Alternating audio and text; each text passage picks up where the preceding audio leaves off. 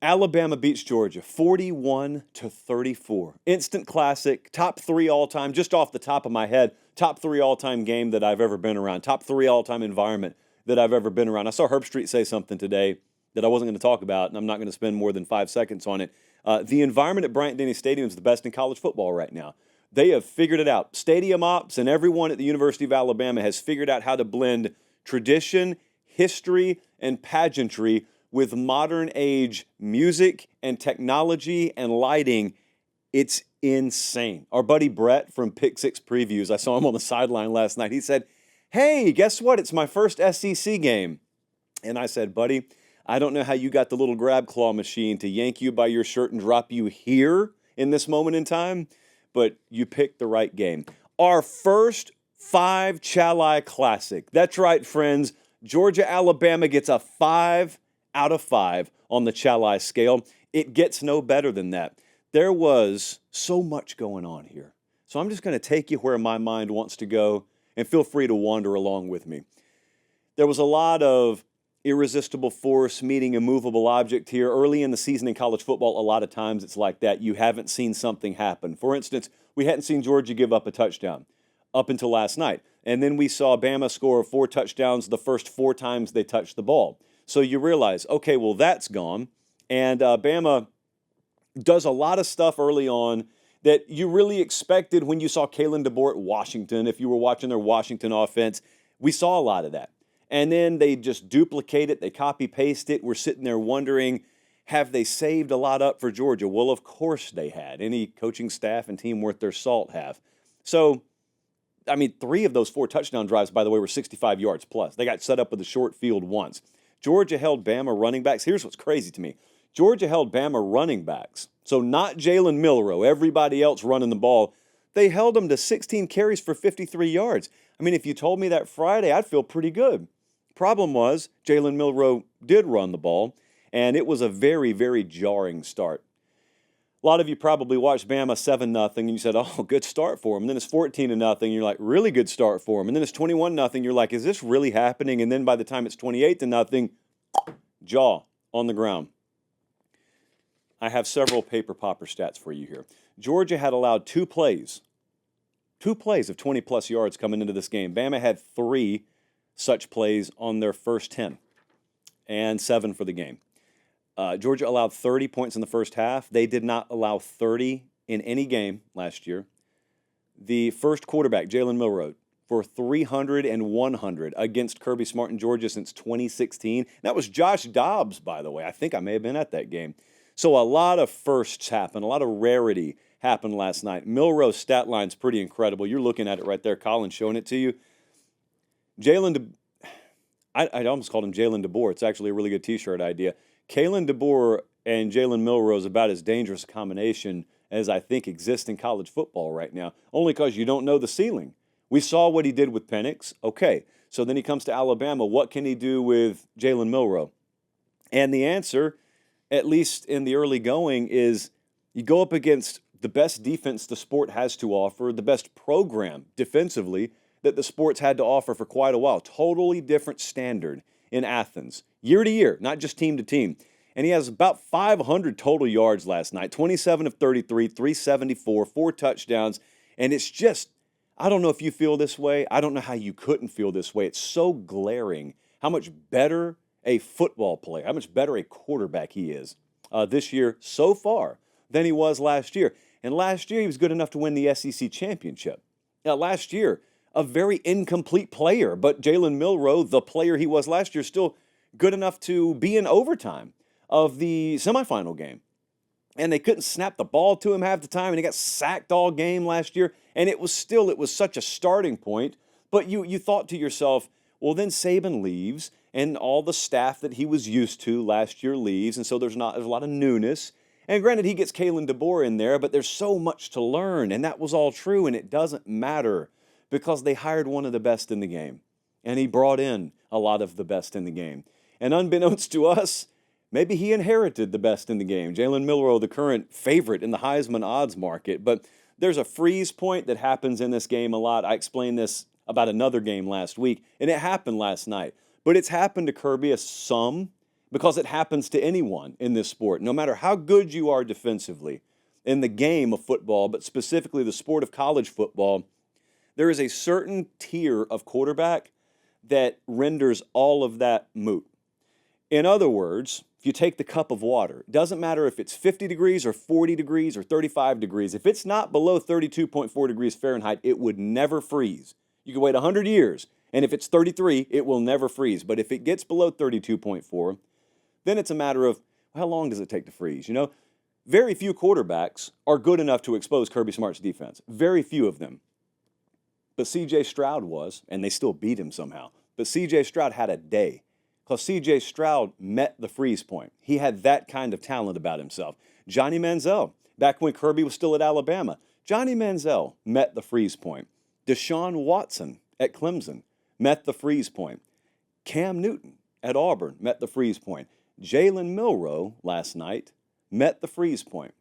And to listen to Kirby talk about him afterwards, I've listened to, I think, every Kirby Smart press conference, at least after a big game that Georgia's played. Have you ever heard him talk with such reverence and, in some cases, such helplessness as you've heard him talk about Jalen Milroe? Go back and listen to it if you haven't. I've long maintained Kirby Smart's one of the most brutally honest coaches in this sport about his team and about the opposition, and specifically, in this case, what the opposing player/team has done to his team.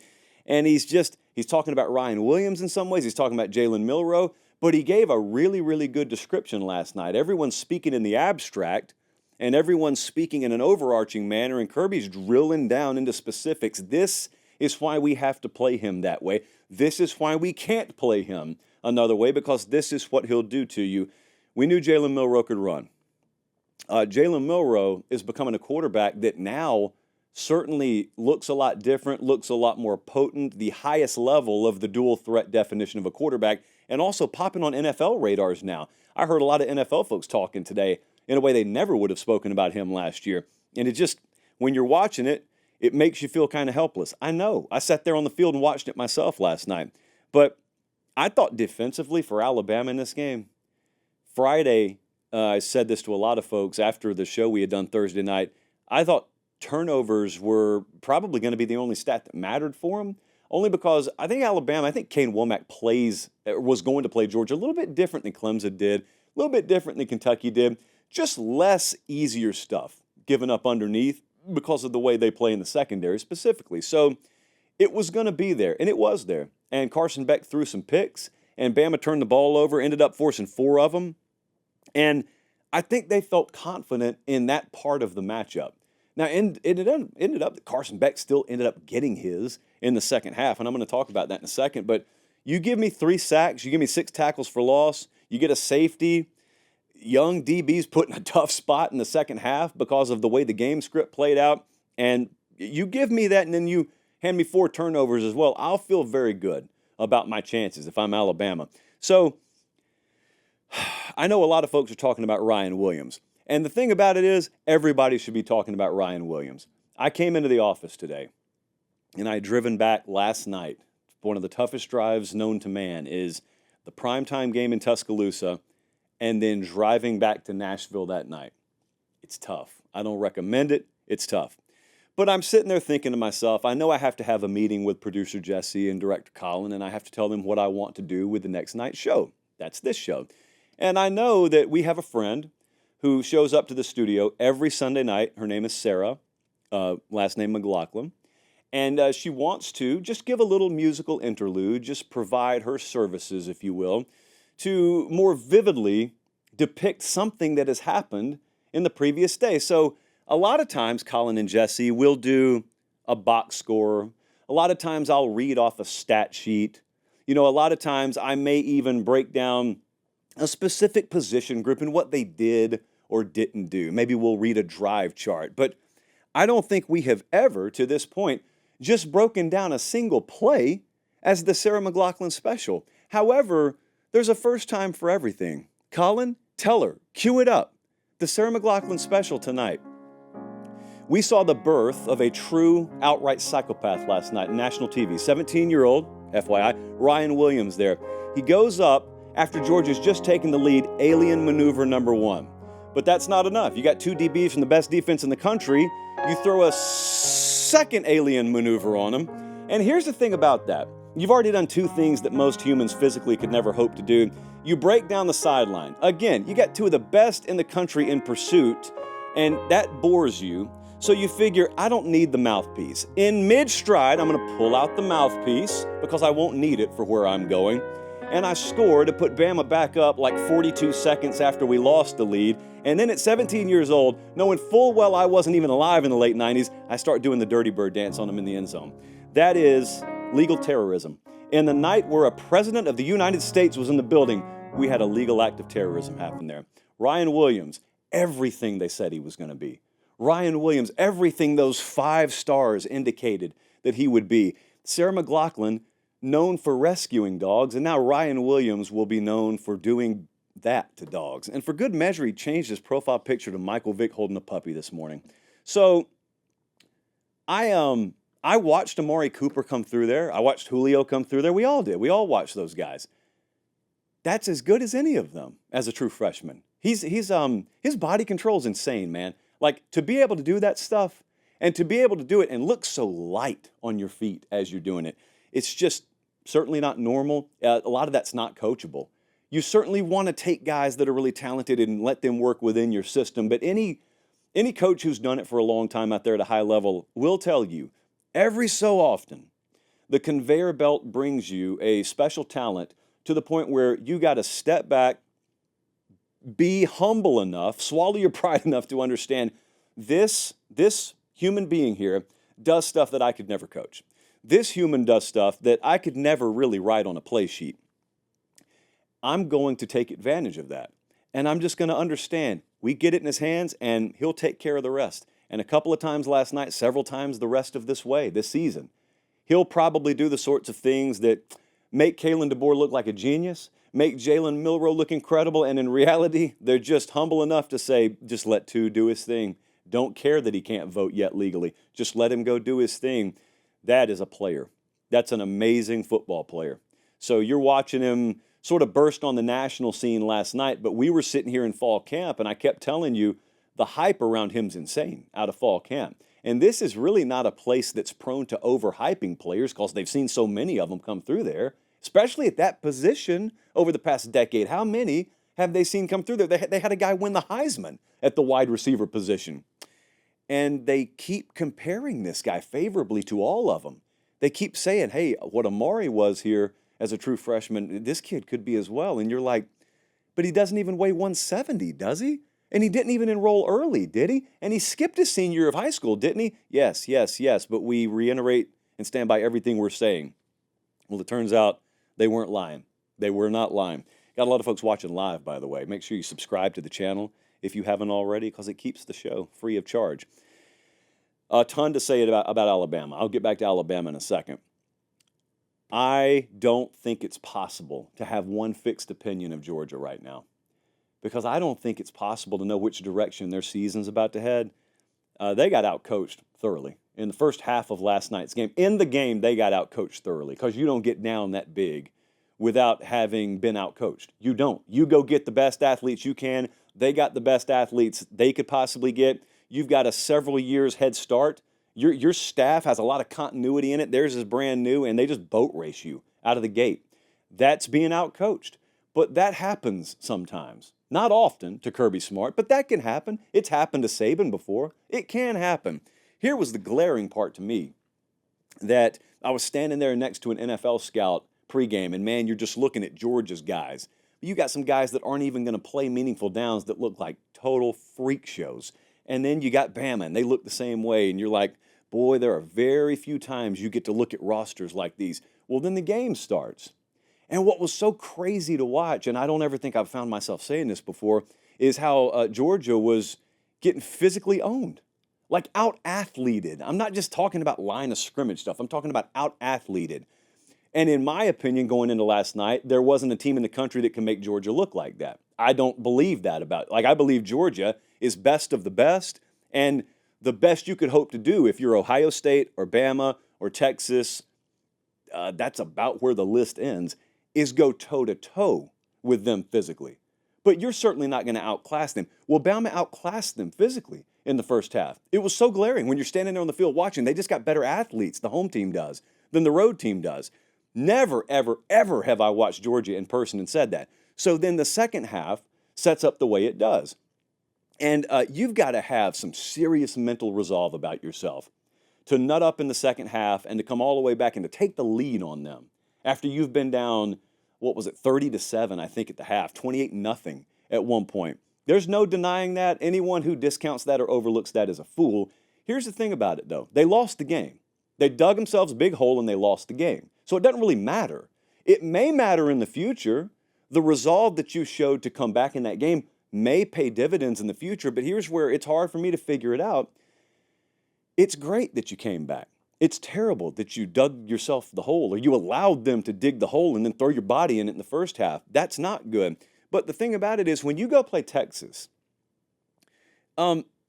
you're not playing in the same game condition you played that second half in. A lot of times when I was growing up, I was a little kid, and I would watch teams up 2 scores late, and they'd go into prevent defense, and some team would move the ball right down the field, and I'd ask my dad, how come the offense doesn't just do what they're doing now the whole game? Because I didn't understand that the defense was giving them a different look, and they were giving them some things in exchange for not giving up other things. Bama did that to a certain degree. I think everyone understands last night in the second half and gave up chunk plays anyway, which is its own problem that you can talk about. But the thing about it is that's not standard game condition. Like if I'm looking at Georgia versus Texas, if I'm looking at Georgia, Tennessee, if I'm looking at Georgia, Ole Miss, those games will be played in normal game condition, a.k.a. the first half of last night's game. Before it's gotten out of whack, that thing's being played in standard game condition. And what I saw was you get just owned in the first half. So you either learn from that, which could happen, or you allow what happened in the second half to mask terminal flaws on this football team. And I have no idea which way it's going to go. I know I have a blind faith in Kirby Smart and a blind trust I'm willing to have in this program because they've been one of the standard bearers in this sport for a long time. And I'm not losing that. That's why I'm sitting here kind of perplexed. But I know what I watched last night, and I know Texas can do the same thing to you. And I know Tennessee can do the same thing to you. And if you mess around with Ole Miss, they could do something to you as long as you're not Kentucky. So we didn't pick Georgia to go to Atlanta in the preseason, and we're called crazy because there was this perception that there was a gap between them and the rest of the conference. Well, there never was. There isn't now. They may still win the conference for all I know.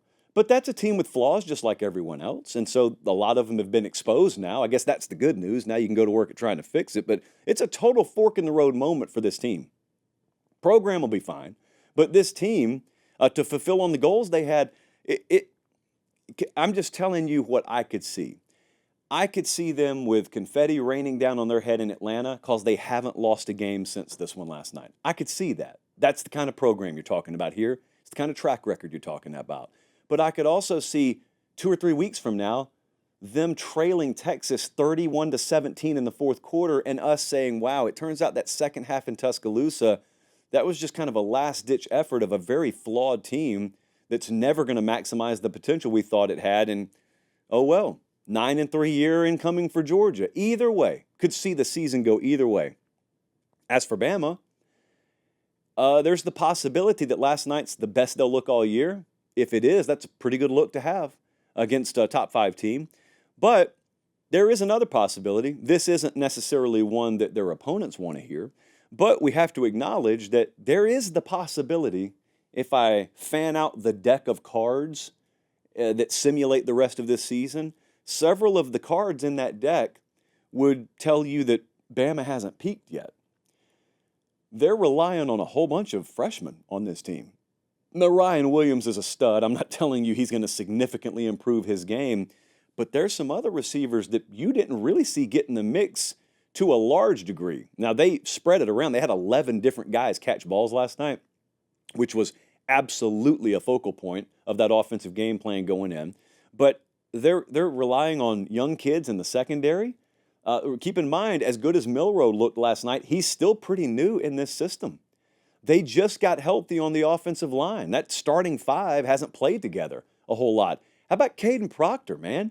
Go look at his grade last night compared to what his grades were the first few weeks of last year. So a lot of stuff is still coming together for them. I'll tell you the most disappointing part of Bama's game last night was their tailbacks didn't do much of anything. And they strongly believe in those tailbacks. I mean, they would call those tailbacks a strength of their offense. So there is the possibility that Bama keeps getting better this year. And they look like maybe the best team in the country last night. I know the AP's got them ranked number 1. We'll see what the JP poll has. Depth is still a concern for them. That's not going away. Okay, as much as people want to paint them as flawless today, Bama's got flaws, just like everyone else does, and depth is one of them. They actually do not have the kind of depth that Texas does. But their frontline guys are as good as anyone in the country. So I'm excited to see where that goes. Now, I will get you a fresh update. In fact, Colin, that was unprofessional of me. Can you put that slider back up for a second? Because I do want to talk about that. So, hit up FanDuel this morning. Fresh off the FanDuel odds market, Alabama is now your favorite to win the SEC. Above Texas, Tennessee, and Georgia. Tennessee, Georgia are tied for third. And another paper pop here. More breaking news from FanDuel.